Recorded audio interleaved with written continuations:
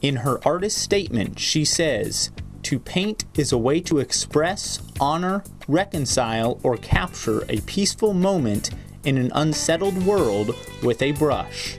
And each of her works reveals those moments for us to experience and appreciate."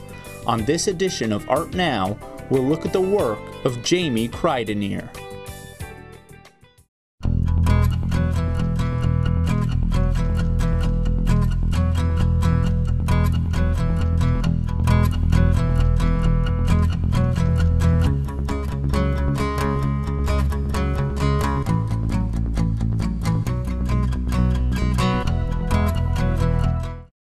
Hi, welcome to Art Now, a show where we talk to artists whose work is part of our community. I'm Pat Sammann, and I'll be your host. Our guest today is Jamie Kruidenier. She has a bachelor's degree in fine arts for ceramics and metals from the University of Illinois and a master's degree in painting and drawing from Eastern Illinois University. Jamie presently teaches at Parkland College, and she is a member of the local women's artist group Artisans 10+. Her works have won multiple awards at the Illinois Biennial Exhibition at the Tarbell Arts Center in Charleston, Illinois, and the annual Wabash Valley Juried Exhibition at the Swope Art Museum in Terre Haute, Indiana. In 2002, she also won the Purchase Award at the Watercolor USA National Watercolor Exhibition. Jamie, thanks for letting us come to your studio today. Well, it's delightful to have you. Thank you. In your artist statement, you say that your primary intention in your paintings is to establish a spirit of place. Mm-hmm. Do you think that this stems from your childhood experiences with nature? Absolutely, because from a young age, I was always picking things up off the ground and down the street when I would go for walks, and I continued doing that all the way through grad school, when I did the same thing on the way to the studio Claricloss campus. Mm-hmm. So I had lots of things in my pockets, Right.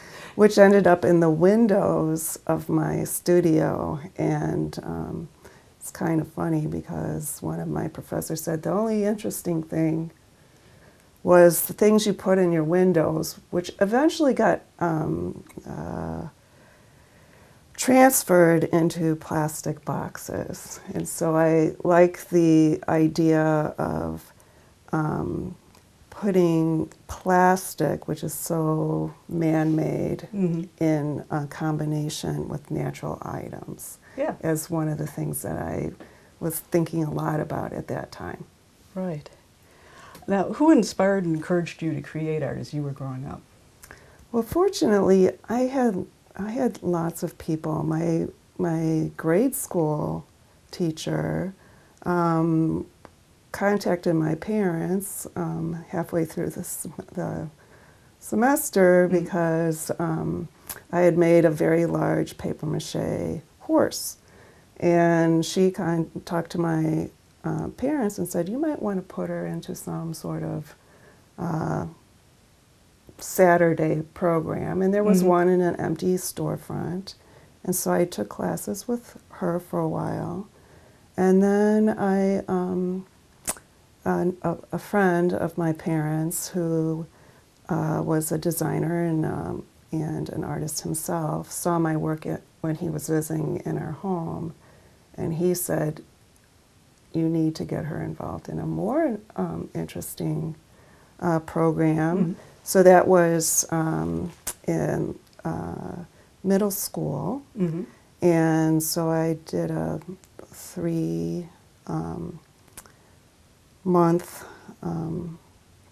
study Mm-hmm. of work from the famous artist school. Yeah. That was a program that he was very well aware of. Mm-hmm. And so I had a correspondence course, Yeah. which was quite interesting, and I didn't realize for a long time that there was actually very famous artists who were grading my work and sending it back in the mail. That's great. So, and so then I carried on in high school, and I was very fortunate to have a fabulous art department, and it was there that I took up ceramics, and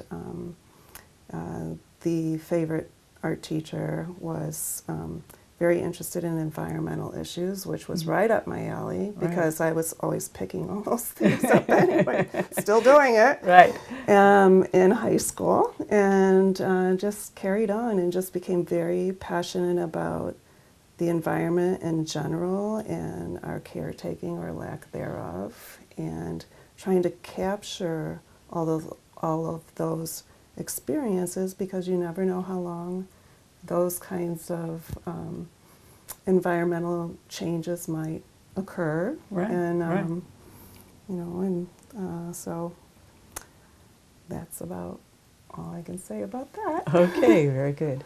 Well, let's take a look at some of your work now. Okay. These first pieces are going to be ones from your master's exhibition, and this first photo we're looking at is showing part of the exhibition. Yes. And it kind of shows, we're going to look at the two on the wall there are the ones we're going to see next in close-up, but I think this sort of gives you an idea of the size of those pieces. Yes. The scale was 6 foot by 8 feet. Right. So let's take a look at the first one, Regeneration. The two large pieces were a succession study. The one on the left had the opening of a vegetable that was used actually for, it's called bitter gourd, and it's used in cooking, as well as it has medicinal properties too, that I did not know until an Indian man came up to me during my exhibition and said, you know, it actually has insulin qualities as well. Oh, wow. So I learned a lot that day. Right. But the one on the side that is where the seeds are opening was at an earlier stage, and because it was pinned on a wall, I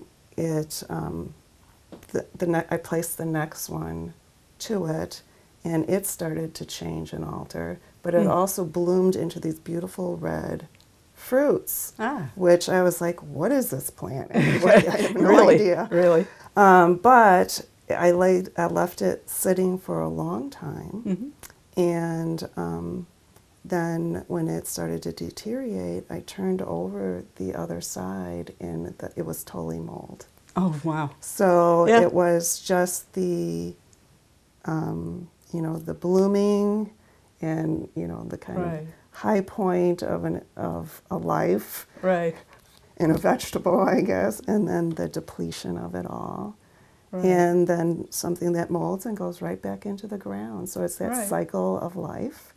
Life, and that's why I call them life cycles. And then there was also this piece in your exhibit. That was a piece that I was very interested in doing. Just the top of it actually was a very large hornet's nest up in the tree in my front yard. My sons climbed up there and got it for me. But it's just the idea of the cycle of life in terms of things in general. It was a different way to express that in terms of that's the cycle of life for plants. They, you know, they bloom, they're beautiful, they deteriorate, they go back down into the earth, and then the cycle goes again. Okay, we're going to look at an earlier installation piece you did with a similar theme, Creation Story. Well, this piece was done probably maybe 20 years ago, and the twigs that hold up this piece of rice paper that I stitched the little images onto the rice paper were from my backyard. Oh, okay. And I just painted them white. And but it was also a cycle of life story as well. In terms of color and images, and I actually It's called Creation Story, really. And on the side, on the left, there is Hebrew word creation on it as well. And it's now resides in a home from a very famous writer who lives in California, who loves it and is very glad to have it. So I'm glad it has a good home. Okay. Now we've got some later paintings carrying some of the same themes, but they're in watercolors rather than oils. This one is Conjoined Peppers. Right, correct.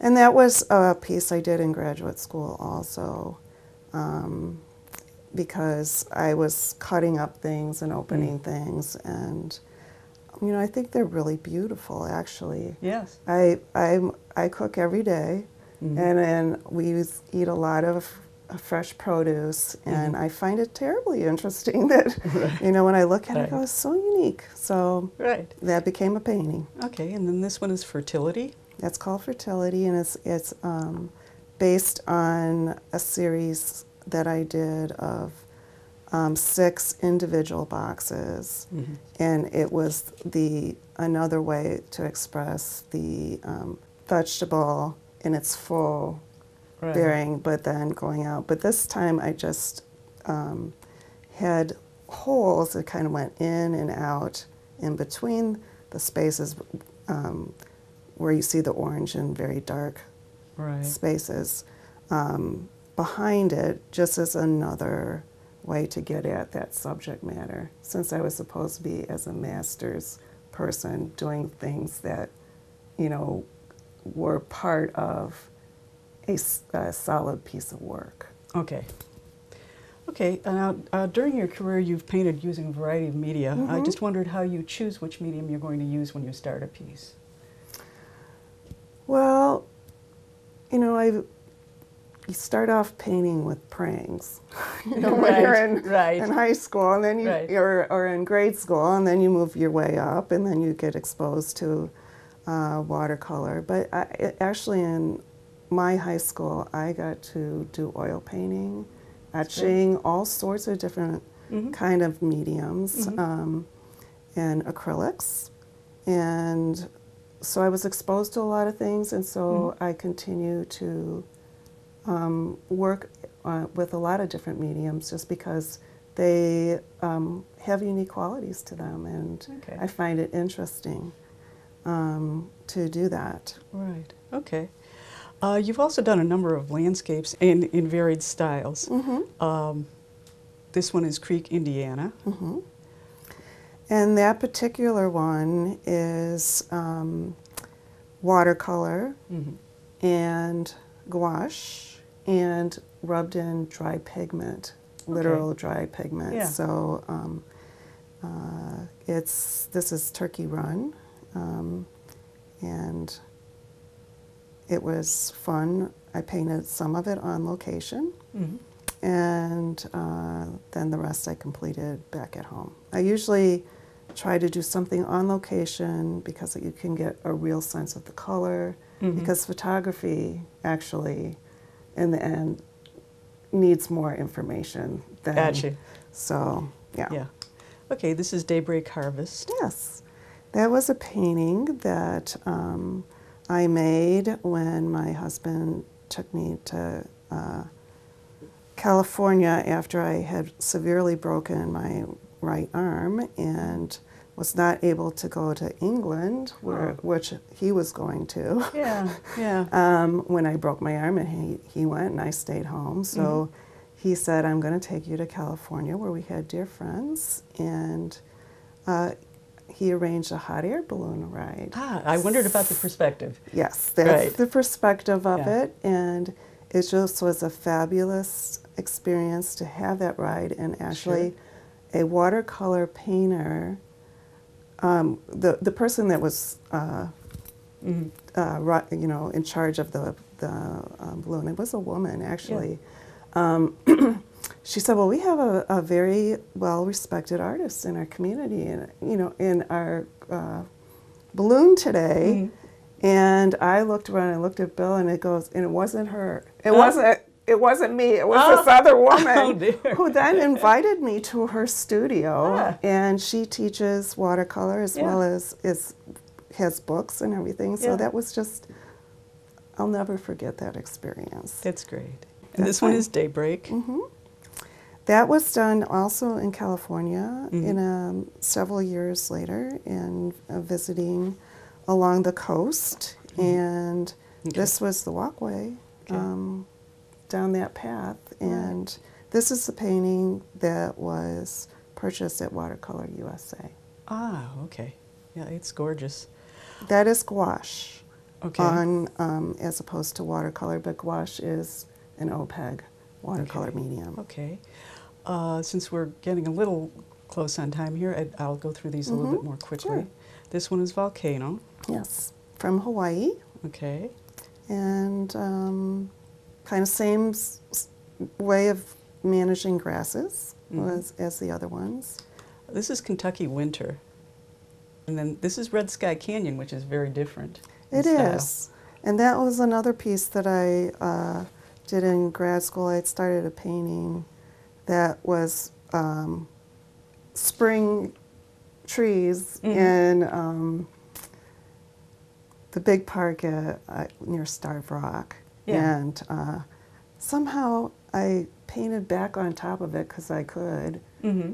And it turned out to be a desert painting. Ah, But yeah. so that was because I wanted to, and this is for me an environmental painting as well. Okay. Because the idea of heat waves and all that kind of thing. And right. so Global warming. global warming, right. Right. Okay. So that's a result of that. Okay, the next couple of pieces are done in a style that emphasizes the quality of water. This is Carpe Diem. That Love the title. is, yes, seize the day, yep. And that was a painting I did that got very good responses to and was exhibited. I actually was part of a group of women that we all ended up at the Women in the Arts in Washington, D.C. exhibition. Okay. Yeah, yeah. And that was very well received there. Yeah. And that is on rice paper. And on that surface, you can paint on both sides of the paper. Oh. So it makes for a very interesting Yeah, medium. yeah. And this is Swimmer. Right. And this is something that's quite recent. And I wanted to consider reflections in water as well. I had very poor photographs for it, so I kind of had to make it up. I think you did a great job. But it worked. So, Right. yeah. Okay, these next works focus on man-made elements of the landscape. This is Remnant Portals. It was a friend of mine had a good friend in who was Amish, and they allowed us to come and take photographs, which is almost unheard. But there were things that I really liked about the buildings, and so it wasn't lined up this way. I purposely connected those things together. Right. This is Twilight Memories of Paris. Yes. I love that.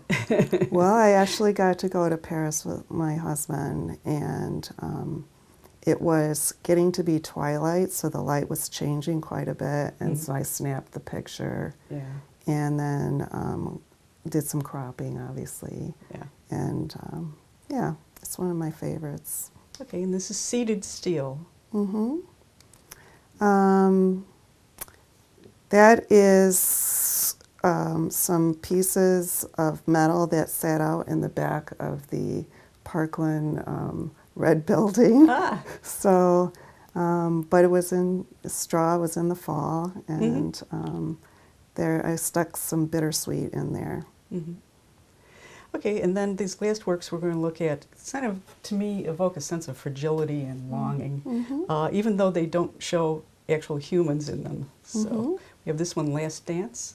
Yes, I did that actually in an oil painting class at Parkland when I was taking classes at Parkland before I was teaching credit courses at Parkland. Right. And I wanted to make a blue painting, but the reflections of the light were orange, so it's a blue and orange painting. Yeah. And then this is Bittersweet. Mm-hmm. That's actually a photograph I took from my fence in the front yard. Mm. And at the same time, I had a painting of a woman named Libby, mm-hmm. who is actually in my studio, and that is called Bittersweet as well. Ah, very good. Okay, we're now going to break while we move to Jamie's downtown Champaign studio, where we'll see an installation work in progress. We're now in Jamie's studio in the Lincoln Building, and we're looking at an installation piece she's begun on the wall. Jamie, when and why did you begin this piece? Well, when we moved into this building after graduate school, it originally was, I had paintings hanging on it. Mm-hmm. And